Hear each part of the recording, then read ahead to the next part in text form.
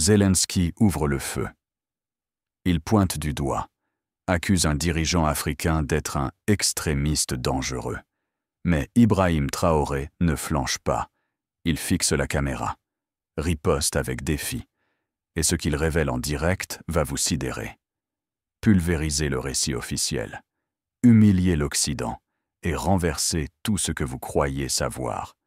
Sur le plateau de la chaîne internationale Global View. L'atmosphère est électrique. Les caméras tournent. Les pupitres sont impeccables. Mais les regards sont tendus. Ce n'est pas une émission comme les autres, en face de l'animateur vedette. Volodymyr Zelensky, président de l'Ukraine, prend la parole d'un ton acerbe. Zelensky, soucieux de maintenir l'appui occidental crucial pour son pays, voit dans la présence du Burkina Faso à Moscou une menace directe à l'unité du front occidental qu'il s'efforce de préserver. Son regard est fixe. Il sait que chaque mot va faire le tour du monde. Nous ne pouvons pas fermer les yeux sur ces nouveaux extrémistes. Ibrahim Traoré, un militaire radical, issu d'un État fantôme, sans poids, sans légitimité, qui se sert du chaos pour se fabriquer un trône. Un silence glacé s'installe. Le nom de Traoré résonne dans la pièce, comme un défi lancé à l'ordre établi. L'écran se divise en deux. En duplex depuis Ouagadougou. Le président du Burkina Faso apparaît, derrière lui. Pas de drapeau doré, pas de décor luxueux. Un simple mur beige, une lampe, une chaise droite et un homme droit, silencieux, impassible. Il ne fronce pas les sourcils, il ne détourne pas le regard. Il attend. Ce silence, il l'a choisi. Il sait exactement ce qu'il va dire. Les spectateurs du monde entier retiennent leur souffle. Un leader d'un pays oublié. Un accusé sur la scène mondiale. Et pourtant, il ne tremble pas. Car Ibrahim Traoré n'est pas là pour riposter avec la colère. Il est là pour rétablir une vérité que trop de puissants préfèrent ignorer.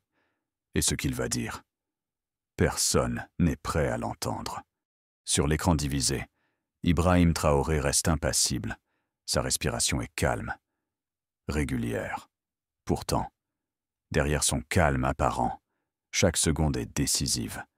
Les journalistes présents en plateau échangent des regards furtifs. Ils attendent une réaction explosive, une colère peut-être, une indignation. Mais rien ne vient. À l'autre bout du monde, devant leurs écrans, des millions de personnes commencent à taper son nom sur Google. Qui est Ibrahim Traoré? Ce nom inconnu il y a encore quelques secondes devient soudainement viral. Des hashtags apparaissent, partagés à une vitesse fulgurante, à Paris, Londres ou Washington, dans les bureaux des grandes chaînes d'information. Les rédacteurs en chef s'activent déjà. Ils savent que l'histoire se joue en direct. Pourquoi Zelensky a-t-il pris ce risque? Pourquoi attaquer ainsi un dirigeant méconnu d'un pays que la plupart ne savent même pas situer sur une carte en duplex? Ibrahim Traoré ajuste calmement son micro. Aucun geste inutile, aucune agitation. Son regard reste fixé droit devant lui. Clair, déterminé. Car ce soir, il n'est pas simplement venu défendre son honneur, il est venu pour révéler une vérité que personne ne veut affronter. Une vérité gênante, dérangeante, dangereuse pour certains intérêts puissants. Une vérité qui, une fois exposée, changera à jamais la manière dont le monde voit les petites nations oubliées. La question reste entière. Quelle vérité Ibrahim Traoré s'apprête-t-il à dévoiler au monde, alors que le monde attend encore la réponse d'Ibrahim Traoré? À l'écran apparaissent soudain des images capturées quelques années plus tôt. Ouagadougou, capitale du Burkina Faso, une ville baignée dans la poussière rouge, entre pauvreté et espoir fragile. La voix off reprend. Claire, incisive. Ibrahim Traoré, président du Burkina Faso depuis à peine 3 ans, militaire de carrière, formé à l'École nationale des officiers. Il a pris le pouvoir lors d'un coup d'État pacifique, un événement rapide. sans violence inutile, mais qui surprend le monde entier. À l'écran, des images défilent rapidement. On découvre Traoré dans une caserne austère, mangeant aux côtés de soldats ordinaires, dormant sur un simple matelas posé sur le sol. Ce président refuse tout signe extérieur de richesse ou de pouvoir. Pas de voiture blindée, pas de palais luxueux. Son quotidien ressemble étrangement à celui de ceux qu'il gouverne. Dans les rues, la caméra saisit des regards spontanés, authentiques. Les habitants sourient quand on leur parle de leur président. Ils semblent enfin croire en quelqu'un, après tant d'années de désillusion. Pourtant, derrière cette simplicité apparente se dessine un caractère fort, déterminé. Dans son bureau, sobrement éclairé par une lampe unique, s'empilent des documents confidentiels, des dossiers sensibles qui mettent en lumière le pillage discret, organisé par certaines puissances étrangères, de l'or et des ressources précieuses du pays.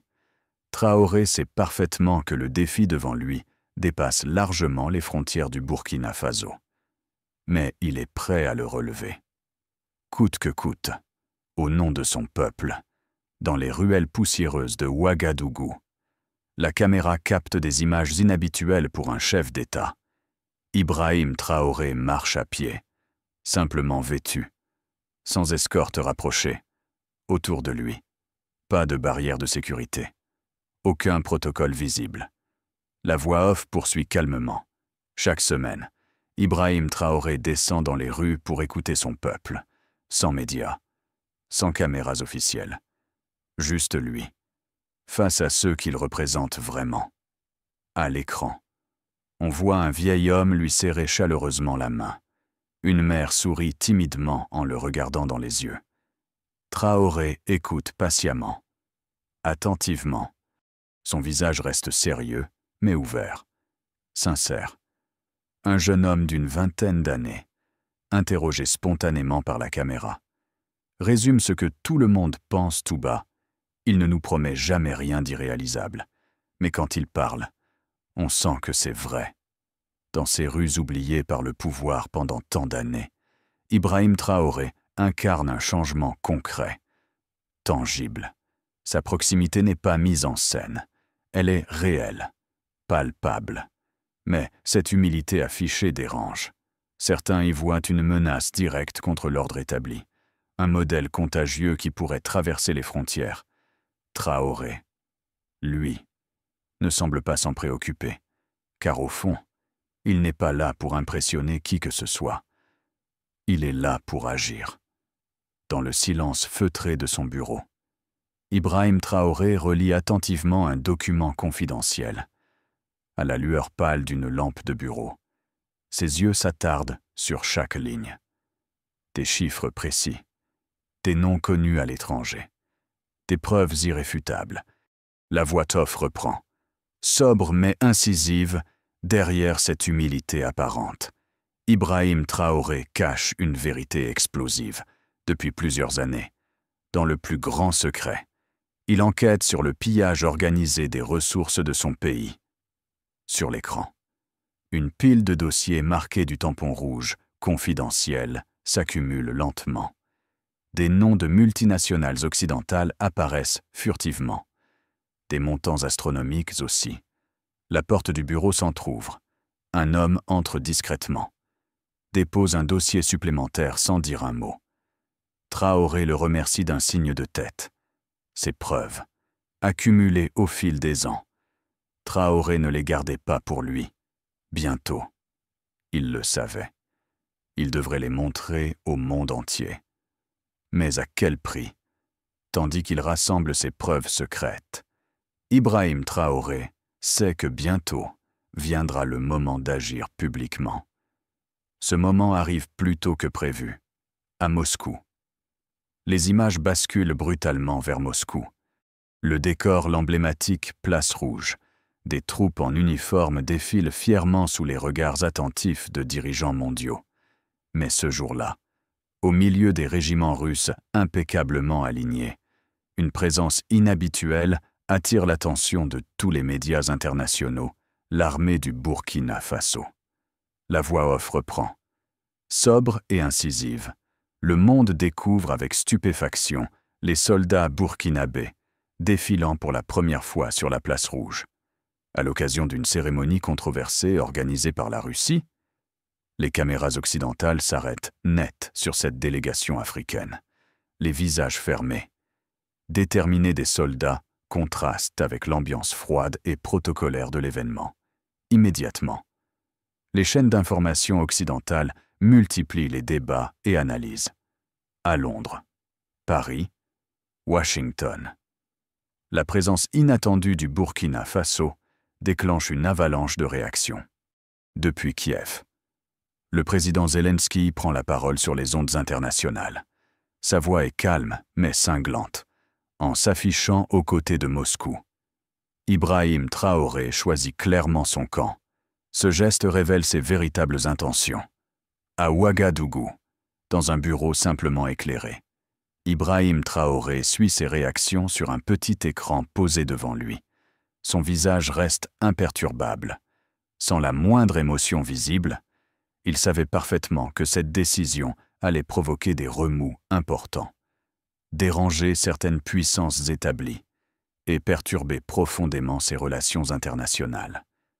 Mais pour Traoré, ce n'était ni une alliance politique, ni une provocation gratuite. C'était un acte clair, une façon explicite de signifier au monde entier que le Burkina Faso n'appartient à personne, ni aux Russes, ni aux Occidentaux. Ce jour-là, Traoré venait de fissurer dangereusement un équilibre précaire qui maintenait jusque-là son pays dans l'ombre des grandes puissances mondiales, quelques jours après le défilé controversé à Moscou. Un nouvel événement bouleverse les chancelleries occidentales. Depuis Bruxelles, la Commission européenne officialise le refus inattendu du Burkina Faso d'accepter une aide économique majeure, 150 millions d'euros initialement prévus pour financer divers projets de développement et d'aide humanitaire. La décision surprend les dirigeants européens, habitués à voir les pays en voie de développement accepter sans condition ces financements considérables, dans les couloirs des ambassades et des institutions internationales. La perplexité règne. Ce refus net, sans compromis, sonne comme une véritable défiance. À Ouagadougou, loin du tumulte médiatique, Ibrahim Traoré consulte calmement des dossiers empilés sur son bureau. Chaque rapport détaille précisément les conditions draconiennes imposées par Bruxelles en échange de cette aide dite humanitaire. Restrictions commerciales, supervision financière intrusive, dépendance accrue envers les entreprises européennes. Les termes exacts du contrat dévoilent un engrenage subtil mais efficace d'ingérence politique et économique. Traoré comprend parfaitement les risques qu'il prend. Refuser cet argent n'est pas seulement un acte symbolique, c'est un choix stratégique crucial qui affirme la volonté de son pays à préserver son autonomie politique, économique et surtout sa dignité nationale. À l'étranger, la presse réagit immédiatement avec indignation et incompréhension. Certains médias européens évoquent une erreur majeure, voire une provocation gratuite du président Traoré envers l'Union européenne. Mais pour Ibrahim Traoré, la question n'est pas de provoquer ou de choquer. Son acte découle d'une conviction profonde, celle qu'aucun montant d'aide, aussi généreux soit-il, ne vaut la perte d'une souveraineté nationale acquise au prix fort. Ainsi, avec cette décision ferme et surprenante, Ibrahim Traoré venait une fois encore de bousculer dangereusement l'ordre établi. Dans l'ombre d'Ibrahim Traoré évolue un homme discret mais essentiel, Samuel Diallo. À 50 ans passés, Diallo n'apparaît jamais devant les caméras, mais il reste constamment à proximité du président burkinabé, ancien ingénieur spécialisé dans les industries minières. Son parcours est mystérieux, son visage inconnu du grand public. Pourtant, Samuel Diallo joue un rôle déterminant depuis plusieurs années aux côtés de Traoré. Il est l'homme chargé de rassembler méthodiquement toutes les preuves nécessaires pour dénoncer l'exploitation abusive des ressources naturelles du Burkina Faso par certaines entreprises multinationales. Dans un bureau discret, loin des regards, Diallo examine minutieusement des dossiers sensibles. Des documents confidentiels révèlent les mécanismes subtils utilisés par les entreprises étrangères pour contourner les lois locales, minimiser leurs contributions fiscales et maximiser leurs profits au détriment des communautés locales. Diallo connaît parfaitement ces tactiques. Autrefois, il a lui-même travaillé pour Artemis Corp, un puissant groupe international impliqué dans l'extraction d'or en Afrique de l'Ouest, révolté par les abus systématiques commis sur les populations locales. Diallo a décidé de tout abandonner, risquant sa carrière et sa sécurité personnelle pour rejoindre Ibrahim Traoré. Sa connaissance intime des méthodes de ces grandes compagnies en fait un allié précieux pour Ibrahim Traoré. Sans Diallo, les révélations prévues par le président seraient impossibles à documenter ou à prouver. Ainsi, derrière chaque décision forte prise par Ibrahim Traoré, on retrouve la marque discrète mais décisive de Samuel Diallo, l'homme de confiance qui permet à la vérité de voir le jour, à des centaines de kilomètres de la capitale, Ouagadougou, au cœur du Sahel. S'étendent des mines d'or géantes, presque invisibles aux yeux du monde, des exploitations gigantesques entourées de murs hauts et de grillages électrifiés, surveillées jour et nuit par des gardes armés. La voix SOF décrit précisément la réalité crue de ce territoire exploité chaque année. Plusieurs tonnes d'or sortent clandestinement de ces mines, sans aucun contrôle réel de l'État burkinabé. Derrière cette extraction effrénée, des multinationales opèrent dans l'ombre, indifférentes aux souffrances qu'elles provoquent. Sur l'écran apparaissent des images satellites détaillées, montrant les routes secrètes utilisées pour transporter l'or vers des pays voisins avant d'être exporté illégalement vers les marchés internationaux. Ces circuits échappent systématiquement aux contrôles fiscaux du Burkina Faso, privant l'État de ressources considérables. Dans son bureau austère, Samuel Diallo compile patiemment ses preuves. Les yeux fixés sur des documents précis, des relevés bancaires indiquent clairement les bénéfices astronomiques encaissés chaque année par ces groupes industriels, au détriment des populations locales qui, elles, vivent dans une pauvreté extrême. Des images rapides montrent des villages situés à quelques kilomètres seulement des mines d'or. Les habitants n'ont souvent ni eau courante, ni infrastructures scolaires ou sanitaires dignes de ce nom. Les visages marqués par la fatigue racontent mieux que n'importe quel discours cette injustice quotidienne. Diallo connaît parfaitement ce réseau complexe. Il sait exactement comment ces sociétés masquent leurs responsabilités à travers des intermédiaires locaux, des sociétés écrans et même des complicités politiques à l'étranger. Mais désormais, grâce au soutien total d'Ibrahim Traoré, Diallo n'agit plus dans l'ombre. Il constitue méthodiquement des dossiers complets, solides, irréfutables, des dossiers destinés à être présentés publiquement. Bientôt, dans les couloirs des puissances occidentales, cette enquête secrète commence à inquiéter. Quelques appels téléphoniques discrets, quelques échanges confidentiels entre diplomates suffisent à comprendre l'ampleur du problème. Si ces preuves venaient à être dévoilées, ce serait un scandale majeur à l'échelle internationale. Mais Ibrahim Traoré et Samuel Diallo le savent bien pour espérer changer les choses durablement. Pour arrêter ce pillage silencieux, ils devront prendre le risque ultime, celui de dévoiler au grand jour un système injuste mais parfaitement organisé. Ils ne sont pas dupes. Ils comprennent que révéler ces informations les placera directement dans la ligne de mire de forces extrêmement puissantes. Pourtant, à ce stade, pour Diallo comme pour Traoré, il est désormais trop tard pour reculer.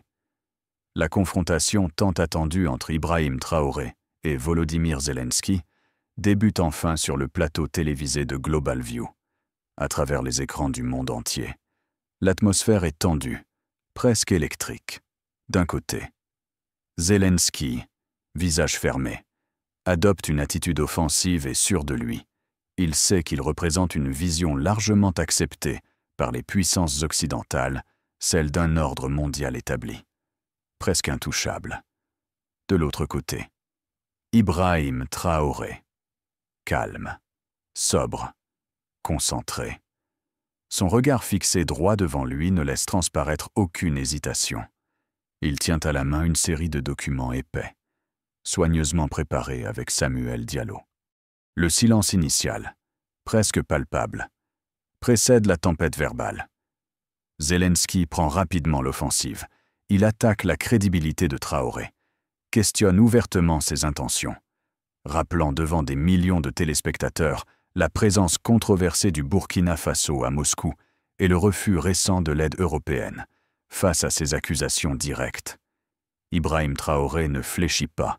Il attend calmement la fin du discours de son adversaire, conscient que ses prochaines paroles pourraient changer radicalement la perception internationale. Mais au lieu de répliquer par la colère ou l'indignation, il commence lentement à dévoiler les documents rassemblés minutieusement depuis des années. Ces dossiers détaillent précisément les mécanismes d'exploitation et de détournement économique mis en œuvre par des compagnies occidentales, avec parfois la complicité passive de gouvernements étrangers, en direct. Les équipes techniques du plateau s'agitent soudainement. Les producteurs échangent des regards inquiets. Personne ne s'attendait à cette tournure des événements. Personne n'avait anticipé une telle démonstration, aussi claire et aussi précise, avec cette prise de parole froide, rigoureuse. Traoré vient de transformer radicalement la confrontation. Désormais, ce n'est plus simplement une guerre de mots entre deux présidents, mais bien une bataille publique, mondiale, pour rétablir une vérité restée trop longtemps dans l'ombre. Dua Jai la fan fat trienchitiet tiepteo, 5.2. La riposte implacable. Lien ket logique. Sac ben, han cheluato aidua 10%. Fu hop shuyen joa TTS 300 mots, 5.2.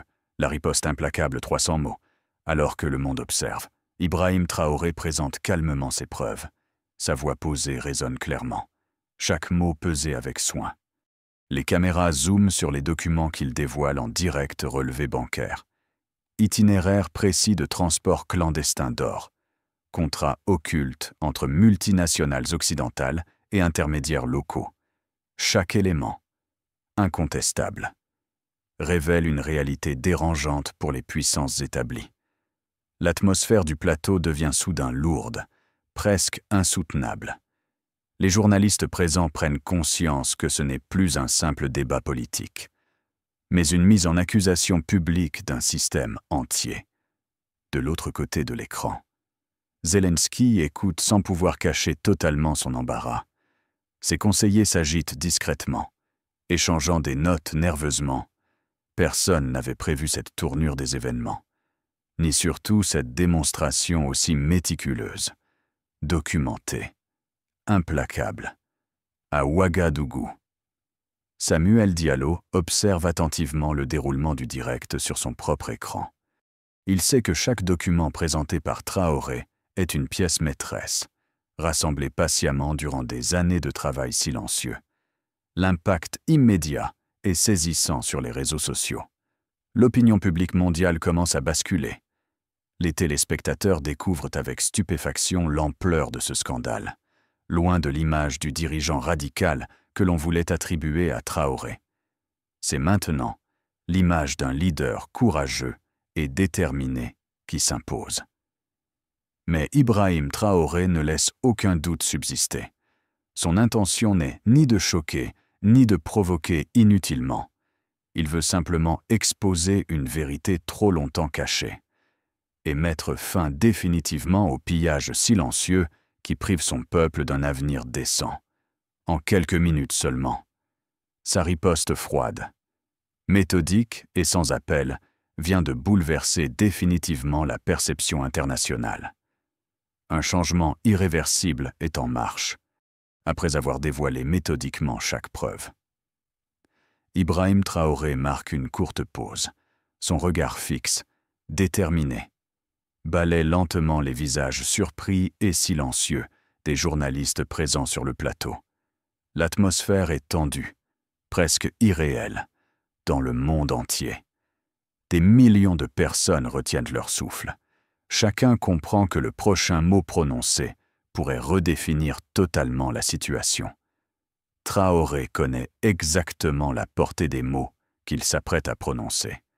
Il mesure parfaitement leur poids historique. Pourtant, il ne montre aucun signe d'hésitation, aucune inquiétude. Il sait que c'est maintenant ou jamais. D'une voix calme, puissante, sans colère ni émotion excessive. Il assène enfin cette phrase qui résonnera immédiatement sur tous les continents. Je ne suis pas venu ici pour réclamer votre argent ou votre pitié. Je suis venu récupérer ce que vous avez volé à mon peuple, sa dignité. Le silence qui suit cette phrase est absolu, presque étouffant. Elle vient de frapper au cœur des consciences, bouleversant toutes les idées préconçues, en une seule phrase. Ibrahim Traoré vient non seulement de défendre son pays, mais aussi de rétablir une vérité profonde, brutale, impossible à ignorer désormais, après les révélations explosives d'Ibrahim Traoré. Le monde entier se fracture brutalement en deux camps bien distincts, à travers les médias et les réseaux sociaux. Les opinions divergent profondément. Les débats s'enflamment immédiatement. D'un côté, une grande partie de l'opinion publique internationale manifeste ouvertement son soutien au président burkinabé. Des milliers de messages affluent sur Internet, applaudissant son courage et son intégrité. Des citoyens ordinaires, partout en Afrique et ailleurs, expriment leur admiration pour cet homme qui ose défier publiquement des intérêts puissants, jusque-là intouchables. De l'autre côté, dans les cercles diplomatiques et économiques occidentaux, les réactions sont nettement moins enthousiastes. Les multinationales visées par les révélations de Traoré publient rapidement des communiqués cherchant à minimiser les accusations ou à discréditer les preuves présentées. Certains gouvernements européens affichent une gêne évidente. Des rencontres d'urgence sont organisées en coulisses. On discute des mesures à prendre pour gérer cette crise inattendue, pour calmer les tensions diplomatiques qui s'aggravent d'heure en heure, aux Nations Unies. Quelques voix commencent à s'élever prudemment pour demander une enquête internationale indépendante sur les allégations présentées par Traoré. Mais beaucoup hésitent encore, conscients des risques politiques et économiques que représente un tel engagement. Pendant ce temps, à Ouagadougou, Ibrahim Traoré suit attentivement ces réactions mondiales. Il savait exactement ce qui allait arriver. En exposant ouvertement la vérité, il venait de déclencher un débat global inévitable, nécessaire, mais dangereux. Le monde venait de basculer irrémédiablement. Et désormais, personne ne pouvait plus ignorer Ibrahim Traoré, ni la cause qu'il défendait. Quelques jours après le choc mondial provoqué par Ibrahim Traoré, une nouvelle vague d'informations explosives déferle soudainement sur Internet. Un groupe anonyme de hackers, jusque-là inconnus, publie une série de documents confidentiels issus de serveurs privés situés en Europe. Ces révélations inattendues jettent une lumière crue sur une campagne secrète organisée pour discréditer Ibrahim Traoré, selon ces documents irréfutables. Plusieurs multinationales visées par les accusations avaient déjà mis en place des stratégies médiatiques très précises pour ternir l'image du président burkinabé et minimiser la portée de ses déclarations publiques. Les preuves, présentées clairement, incluent des échanges de mails internes, des rapports détaillés et même des conversations entre hauts responsables économiques et politiques européens, évoquant explicitement les moyens à employer pour réduire au silence Traoré. L'impact de ces révélations est immédiat et dévastateur. L'opinion publique internationale bascule de nouveau, cette fois majoritairement en faveur du président Traoré. Même les médias traditionnellement hostiles doivent reconnaître l'authenticité et la gravité des preuves apportées par ces lanceurs d'alerte anonymes. À Ouagadougou, Samuel Diallo observe avec satisfaction ces nouveaux développements.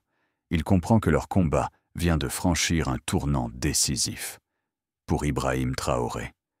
Ces révélations apportent enfin la preuve définitive que son action dérange profondément certaines puissances établies. Désormais, il ne fait plus aucun doute pour le monde entier. Ibrahim Traoré n'est ni un radical, ni un opportuniste. Il est simplement un homme déterminé à défendre son peuple, quitte à affronter les forces les plus influentes de la planète.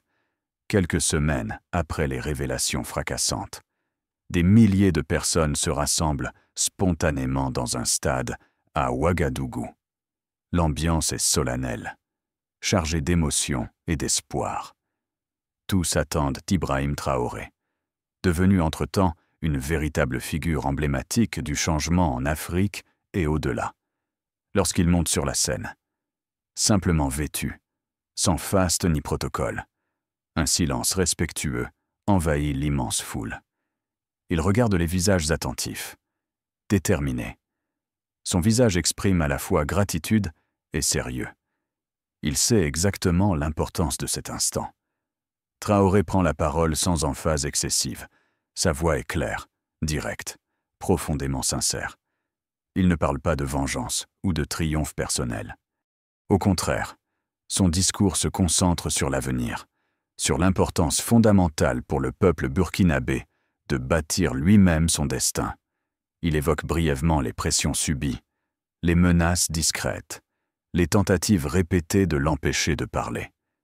Mais pour lui, le plus important n'est pas de dénoncer davantage ses adversaires. Ce qu'il veut, c'est inspirer son peuple à prendre enfin en main son avenir économique et politique, sans dépendre des aides étrangères conditionnées ou de la charité hypocrite de certains États. Face à lui, jeunes étudiants, travailleurs, familles ordinaires l'écoutent attentivement.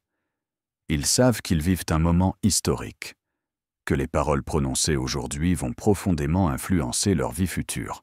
Traoré conclut en insistant simplement sur la nécessité absolue de préserver leur dignité et leur indépendance. Pour lui, ce combat n'est ni idéologique ni extrémiste. C'est simplement le combat universel d'un peuple pour vivre dignement et librement. Son discours terminé, une ovation puissante, spontanée, sincère, résonne longtemps dans tout le stade. Ce jour-là, Ibrahim Traoré vient de confirmer définitivement qu'il n'est pas seulement le président du Burkina Faso. Il est désormais une voix incontournable du changement mondial, après le discours d'Ouagadougou. L'image d'Ibrahim Traoré se diffuse rapidement à travers le globe. Son visage devient le symbole d'une lutte universelle pour la dignité, la vérité et l'indépendance authentique des peuples dans les rues de plusieurs capitales africaines. Des affiches apparaissent spontanément avec son portrait.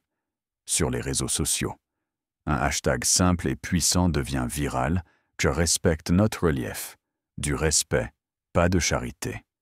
Les dirigeants internationaux, jusqu'alors silencieux ou gênés, commencent prudemment à revoir leur position. Des débats sérieux s'engagent enfin sur la nécessité de repenser totalement les relations entre l'Occident et les pays en développement.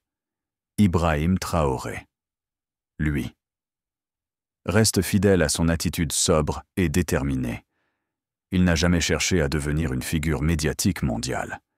Mais désormais, son message s'impose naturellement comme une référence. À Johannesburg, Lagos ou Nairobi, des foules silencieuses se rassemblent devant les ambassades occidentales, levant simplement des portraits d'Ibrahim Traoré. Silencieusement, dignement, avec humilité et détermination. Ibrahim Traoré vient d'écrire une nouvelle page d'histoire. Désormais, le monde entier sait qu'aucun pays n'est trop petit pour se faire entendre. Aucun peuple n'est trop insignifiant pour exiger le respect. Merci à tous d'avoir regardé cette vidéo. N'hésitez pas à me dire en commentaire ce que vous pensez de cette histoire. Pensez à aimer la vidéo et à vous abonner pour découvrir d'autres contenus passionnants sur ma chaîne. N'oubliez pas de liker, de commenter et de vous abonner pour d'autres histoires inspirantes de développement personnel et d'autonomisation.